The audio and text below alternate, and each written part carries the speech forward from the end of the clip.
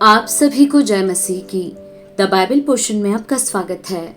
हमारा आज का वचन है दूसरा राजाओं की पुस्तक 18वां अध्याय वचन 1 से 12।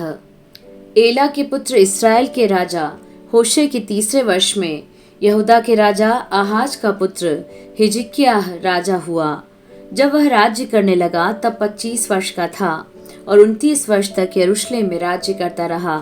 उसकी माता का नाम अबी था जो जकर्याह की बेटी थी। जैसे उसके मूल पुरुष दाऊद ने किया था जो यहोवा की दृष्टि में ठीक है, वैसा ही उसने भी किया।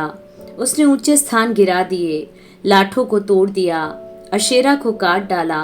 पीतल का जो सांप मूसा ने बनाया था उसको उसने इस कारण चूर चूर कर दिया कि उन दिनों तक इस्राएली उसके लिए धूप जलाते थे और उसने उसका नाम नहुशतान रखा।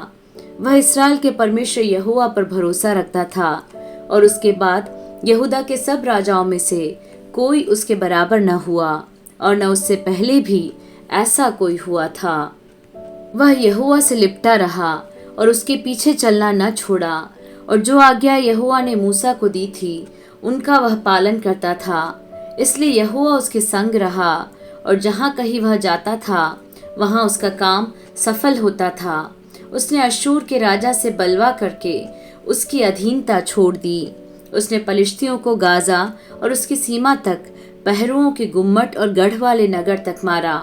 राजा हिजकिय्याह के चौथे वर्ष में जो एला के पुत्र इस्राएल के राजा होशे का 7वां वर्ष था, अश्शूर के राजा शल्मनेसेर ने शोम्रोन पर चढ़ाई करके उसे घेर लिया।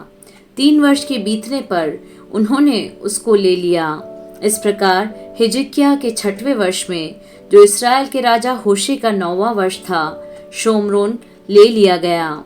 तब अश्शूर का राजा इस्राएलियों को बंदी बनाकर अश्शूर में ले गया और हलह में और गोजान की नदी हाबोर के पास और मादियों के नगरों में उन्हें बसा दिया।